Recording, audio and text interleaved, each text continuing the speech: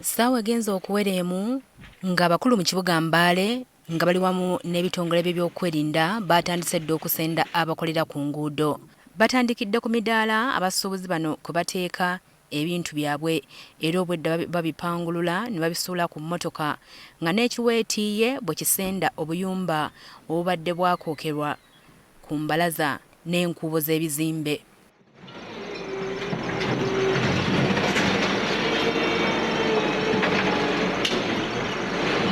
Abafumbira ku mbalaza balabiddwako nga basengula emmere ebadde emaze okusaaniikibwa.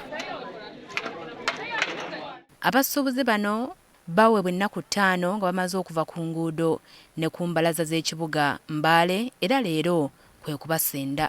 Geoffrey Magasha, Town Clerk wa Industrial Division, yakulembeddemu omulimu guno ogutandise olwaleero ogugendera ddala mu maaso okutuuka ku Lwokutaano lwa wiiki eno.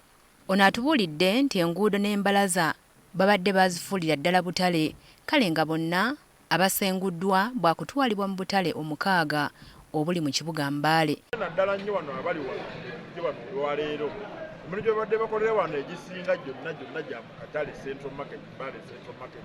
Bwe twogerera ssaawa zino mu katale omwo tulinamu emidaala egitaliimu bantu, emidaala 1000. Atugambye nti olw'abano okukolera mu bumenyi bw'amateeka ekibuga kibadde kifiirwa omusolo mungi. Kibadde kizibu okujja wano emisana n'ogera ne banaaba. Ekisooka abadde hostile ne bagambwako tolinawo oyita kwegamba naffe nga tubatya. Amyuka RCC wa Industrial City Hamza Banja atubuulidde enteekateeka y'okusengula abatundira ku nguudo bw'etambudde okutwaliza wamu. Baabuulira abantu ne bakikkiriza, abantu ne bakiwulira. Era abantu bagenza okujja ku street bempiseeyiseemu ng'abantu bennyini baavuddemu bokka tebafoosize nnyo bantu okujjako abatonawo abalemeddeko. Wabula abatembeeyi balumiriza abakulira ekibuga obutabategeezaako nga bagenda okukola ekikwekweto kino. Kati bano basaba bongerweyo obudde basenguke era nga baagala omukulembeze w'eggwanga ayingire mu nsonga zaabwe. Lwaki mugoba abantu nga temubawadde alternativu yakulaga walala?